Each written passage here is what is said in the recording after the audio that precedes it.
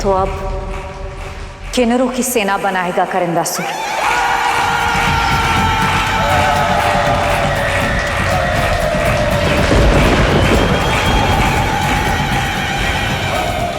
जी,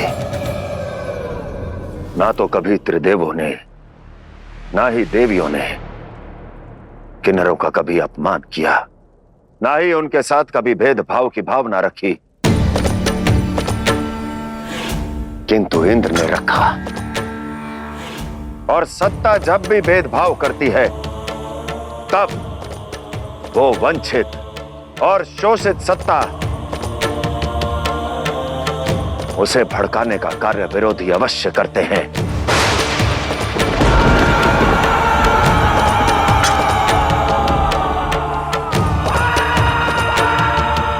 और आज भी यही हो रहा है। समाज में होते किन्नरों के प्रति अपमान को ढाल बनाकर उन्हें अपने साथ लेकर करिंदासुर शिव और शक्ति के साथ लड़ने का प्रयास कर रहा है। अब क्या होगा महादेव? अब जो भी होगा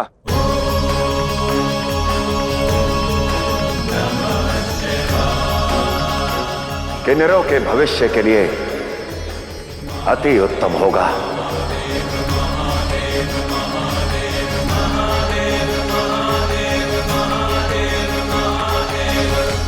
पद और प्रतिष्ठा मांगी नहीं छीनी जाती है।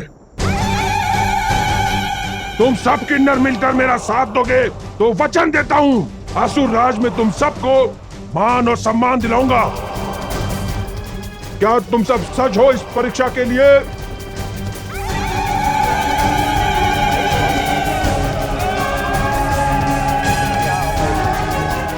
तो फिर इसी क्षण से तुम सभी मेरे सैनिक हो।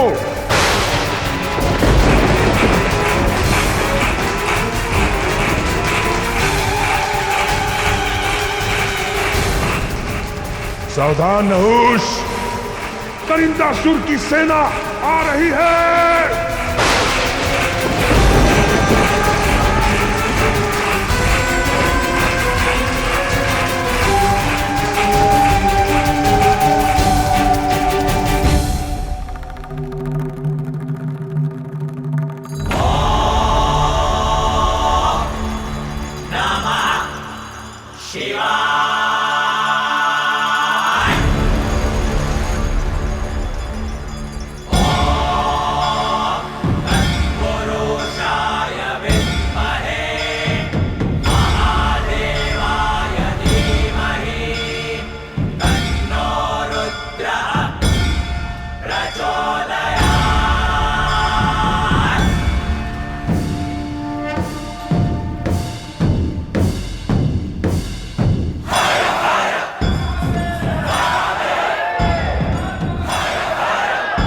हर हर महादेव, हर हर महादेव।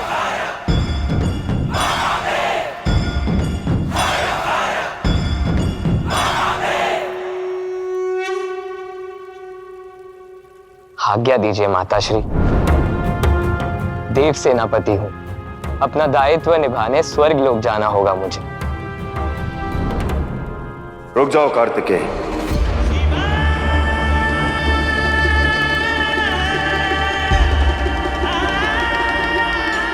मैं तुमसे कुछ पूछना चाहता हूं।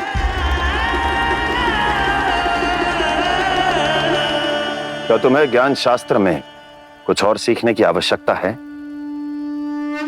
नहीं महादेव, मैं शस्त्रों में दक्ष हूं।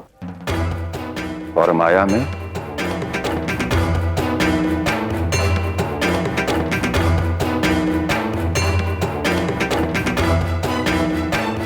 देवराज भले ही ना बन पाया, किंतु माया में भी निपुण हूं मैं।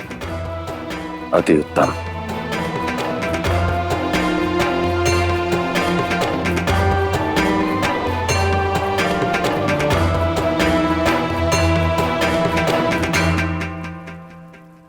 अकस्मात महादेव ये सब प्रश्न क्यों पूछने लगे मुझे? सावधान नहुष, करिंदासुर की सेना आ रही है।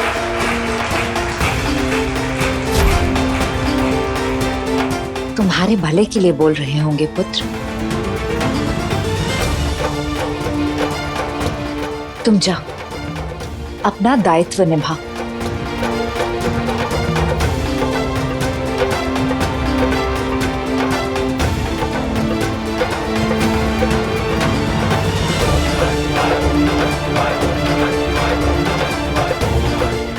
महादेव बिना उद्देश्य ऐसे तो कभी कोई प्रश्न नहीं पूछते।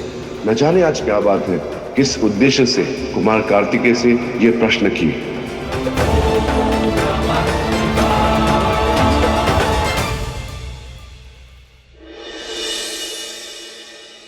आज मैं भले ही स्वर्ग के सिंहासन पर बैठा हूं, किंतु हैं हम सब सामान्य।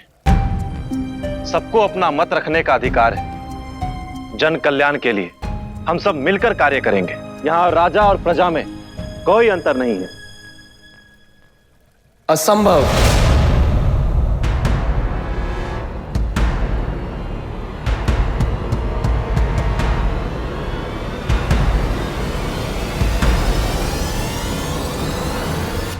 राजा और प्रजा कभी समान नहीं हो सकते, कभी एक नहीं हो सकते। यह अंतर सदैव था, है और रहेगा।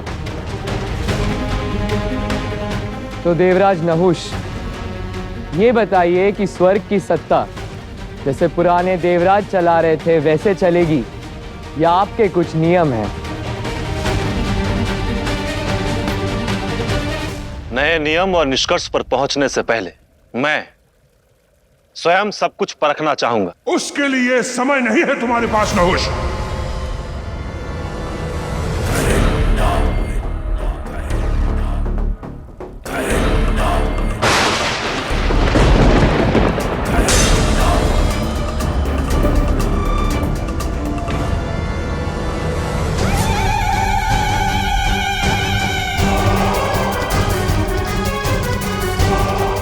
युद्ध की मंशा से आए हो तो सच हो जाओ।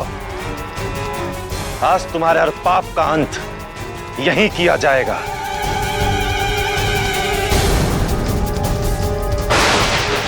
किन्नरों की सेना?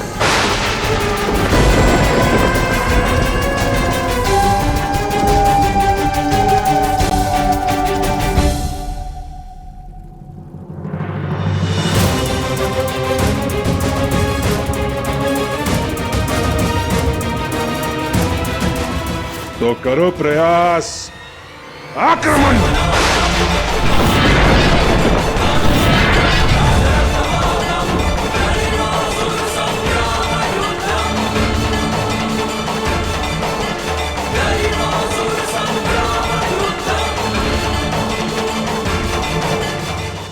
रुक जाओ।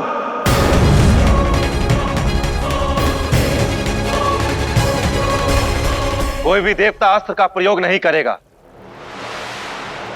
कोई आक्रमण नहीं करेगा। ये आप क्या कह रहे हैं? अस्त्र में समर्पण कर देना कायरता होगी और हम देवता कायर नहीं हो सकते। प्रश्न कायरता का नहीं है चंद्रदेव, युद्ध नीति का है। एक पुरुष होकर किन्नरों पर अस्त्र नहीं चला सकते। ये धर्म संगत नहीं है, नीति के विरुद्ध है।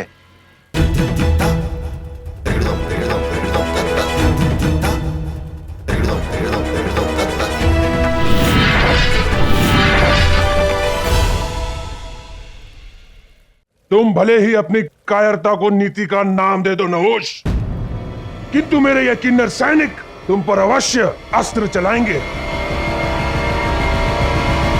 आक्रमण!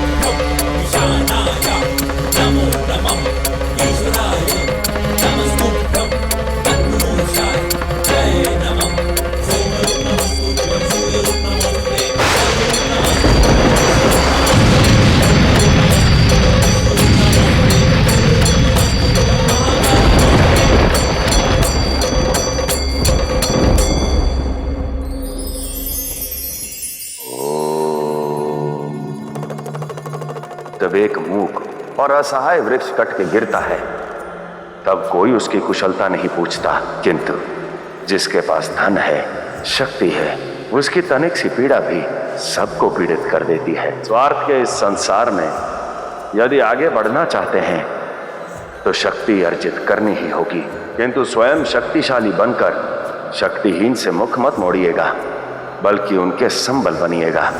तभी तो बनेगा ये संसार स्वर्ग सा सुंदर।